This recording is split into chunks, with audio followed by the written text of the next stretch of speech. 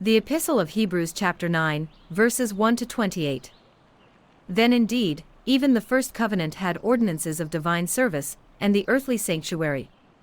For a tabernacle was prepared, the first part, in which was the lampstand, the table, and the showbread, which is called the sanctuary.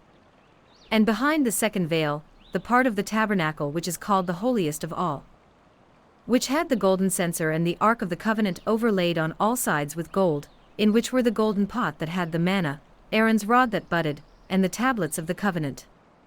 And above it were the cherubim of glory overshadowing the mercy seat. Of these things we cannot now speak in detail.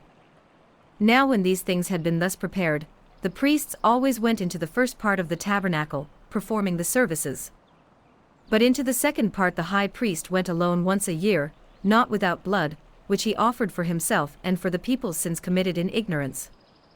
The Holy Spirit indicating this, that the way into the holiest of all was not yet made manifest while the first tabernacle was still standing.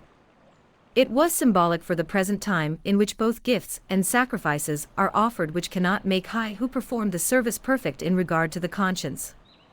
Concerned only with the foods and drinks, various washings, and fleshly ordinances imposed until the time of Reformation.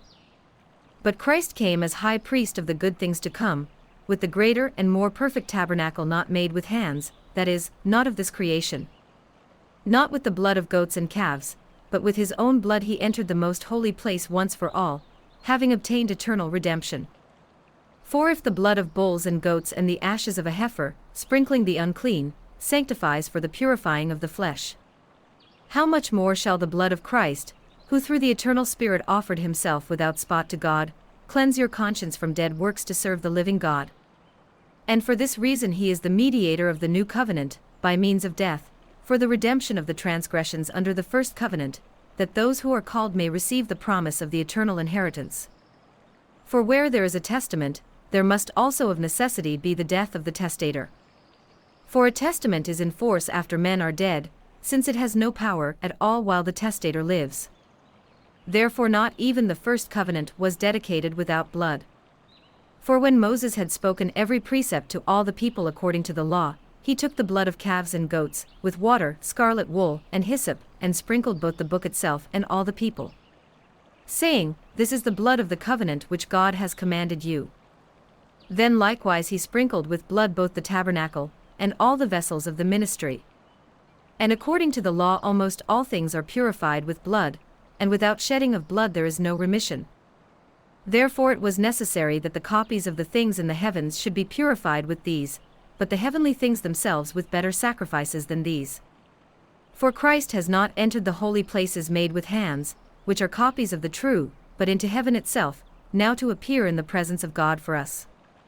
Not that he should offer himself often, as the high priest enters the most holy place every year with blood of another. He then would have had to suffer often since the foundation of the world, but now, once at the end of the ages, he has appeared to put away sin by the sacrifice of himself. And as it is appointed for men to die once, but after this the judgment, so Christ was offered once to bear the sins of many.